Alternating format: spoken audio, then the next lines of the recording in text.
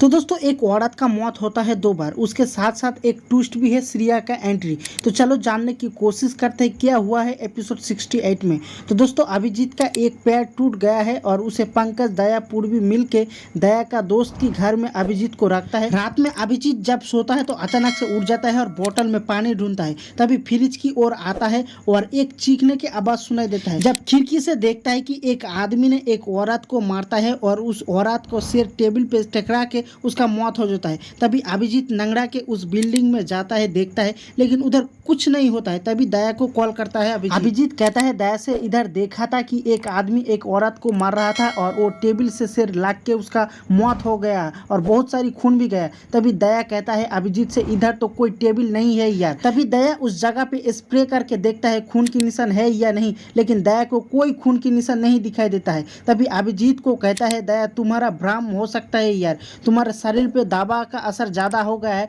इसीलिए सब कुछ हो रहा है। तभी सुबह ब्यूरो में दया एसीपी को कहता है सर अभिजीत जिस बिल्डिंग में मर्डर होते देखा था उस बिल्डिंग का मालिक का पता चल गया है और वो है मनीष और दीपा। तभी अभिजीत के पास उनकी स्केच बनाता है और दया पंकज मनीष का घर जाता है, जाके देखता है कि अभिजीत जिनकी मौत होते देखा है वो जीवित है, वो है दीपा। जिसका मौत होते देखा अभिजीत वो जीवित है। ये देख के सीआईडी शॉकिंग हो जाता है और उधर से दया पंकज आ जाता है। तभी अभिजीत को दया कहता है यार वो तो जीवित है। तभी पूर्वी कहता है सर टीवी ऑन करके देखो। टीवी ऑन करता है तो ब्रेकिंग न्यूज दीपा सीढ़ी से गिर के मर चुका है। तभी एसीपी दया पूर्वी और पंकज उसकी घर जाता है, मनीष की उसे पूछताछ करता है। तभी मनीष कहता है आप लोगों की वजह से मेरा पत्नी मुझसे दूर हो गया। सुबह आके आप लोग मेरे पत्नी की मरने की बात किए थे और अभी सच में वो मर गया। तभी दया पूर्वी पंकज अभिजीत से मिलने जाता है और अभिजीत कहता है दीपा को उनका पता ही मनीष नहीं मारा है। तभी अभिजीत गुस्सा होकर उधर से चल जाता है। तभी डॉक्टर तारिका जी लाश को अच्छी तरह से चेक करता है और वो कहता है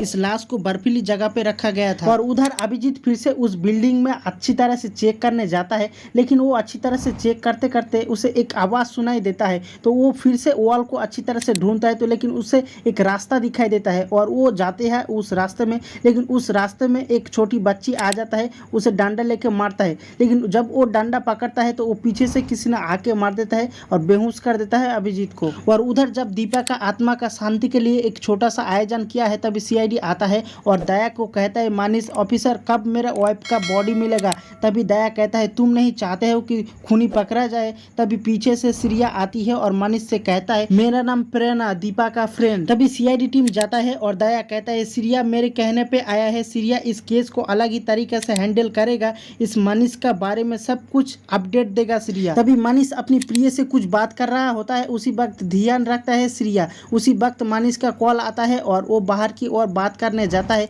उसके पीछे पीछे श्रिया भी आता है और छुपके उनकी बात सुन रहा होता है। तभी मनीष शक होता है कि उसके पीछे कोई है। तभी पूर्वी आके बचा लेता है श्रिया को। और उधर फॉरेंसिक डॉक्टर तारिका एसीपी सर को कंफर्म कहता है कि दीपक का एक रात पहले ही मर चुका है और उसकी बॉडी को फ्रीजर में रखा गया था। तभी दया कहता है अभिजीत सही कह रहा था। तभी दया अभिजीत को कॉल करता है लेकिन अभिजीत बेहोश हुआ है, वो कॉल रिसीव नहीं कर पाती है। तभी अभिजीत के पास कुछ छोटी छोटी बच्ची आता है। एक छोटी सी बच्ची अभिजीत को पानी भी पिलाती है और एक बच्चा उसे खोलने की कोशिश करता है लेकिन नहीं पाती है। तभी अभिजीत उस टेबल को देखता है जिस टेबल से उस दीपा का मौत हुआ है। तभी सभी बच्चे अपनी अपनी नाम बताता है। अभिजीत कहता है आए तुम लोग इधर कैसे। सभी बच्चे कहता है हम सभी को किडनैप किया है और उनकी प्लान है कि हम सभी को देश से बाहर ले जाएगा। तभी अभिजीत कहता है चिंता मत करो, मैं आ गया हूँ, तुम सभी को बाहर निकालूंगा। तभी एक कंपनी में श्रिया जाता है और उधर बैठा हुआ रहता है। तभी श्रिया शॉक हो जाता है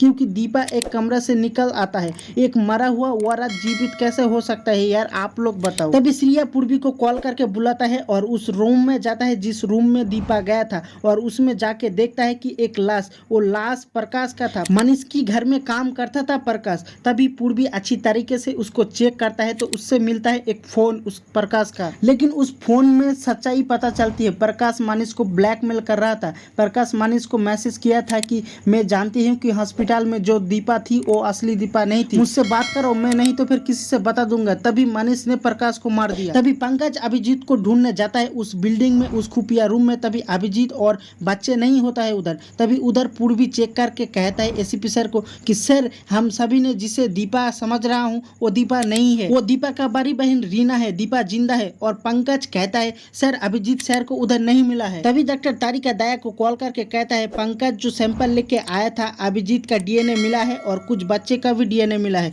तभी एसीपी सर कहता है एक किडनैप है। तभी एसीपी कहता है कि मनीष की पीए आकाश नहीं अभिजीत और उन बच्चे के पास ले जाएगा। तभी अभिजीत और सभी बच्चे को एक गाड़ी में डाल के जंगल की रास्ते से ले जा रहा होता है और सीआईडी आकाश की फोन को ट्रैक करके उसके पास जाता है। जाते जाते आकाश का फोन ऑफ हो जाता है और अभिजीत की पैर में जो बैंडेज था वो फाड़ते फाड़ते कपड़ा को फेंकता है, लेकिन सीआईडी और आगे नहीं जा पाती है क्योंकि उनको रास्ता मिल ही नहीं रहा है। तभी दया का नजर आती है कपड़ा। वो दया कहता है सर देखो अभिजीत की पैर का बैंडेज का कपड़ा। तभी सीआईडी उस रास्ते से जाती है और उधर गाड़ी को फुल स्पीड पे दे देता है आकाश और ड्राइवर गाड़ी से उतर जाता है। दया पंकज बचाने की बहुत कोशिश किया है, लेकिन जब अभिजीत को मालूम होता है क्या हुआ है तो अभिजीत खुद एक डंडा लेके गाड़ी को थमा देता है। तभी अभिजीत और सारी बच्चा को गाड़ी से नमा देता है और पूर्वी दोनों को पकड़ लेता है आकाश और ड्राइवर को और कहता है तुम्हारा बॉस कौन है। लेकिन उसका बॉस उसी जगह पे आता है। सीआईडी देख कर गाड़ी घुमाता है। तभी एसीपी गोली मारता है टायर पे और उसे बाहर निकलता है